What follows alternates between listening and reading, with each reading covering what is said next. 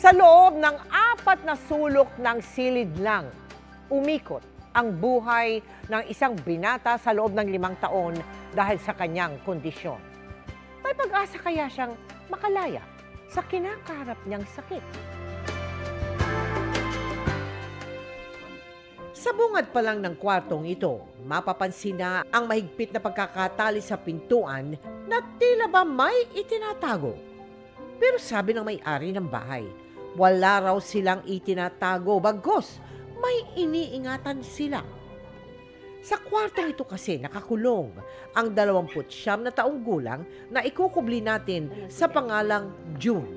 Sa loob ng 5 taon, tanging bintana ang nagbibigay ng liwanag sa binata. Napansin daw noon ng kanyang mga magulang na madalas wala sa sarili at nagsasalitang mag-isa si June.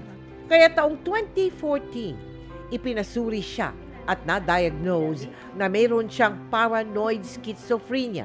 Nagwawala siya talaga. Hindi makatulog. Nagdadabog. Minsan na rin daw siyang nanakit at lumayas. Kaya masakit man sa ama, ikinulong niya ang anak noong 2018. Tinatali ko diyan sa Marihas. Ako na ang nagpapaligo sa kanya. Doon na mismo.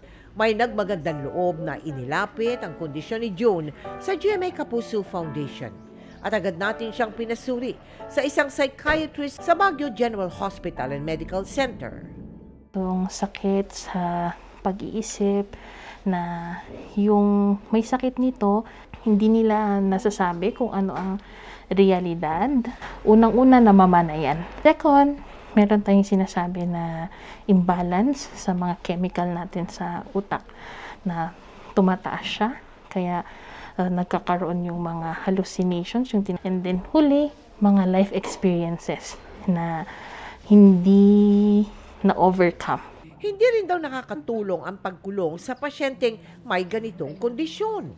Kasi itong sakit na to, wala talaga siyang treatment. Meron lang siyang gamot para mabawasan yung mga sintomas niya. Pero kailangan nun, maintenance talaga.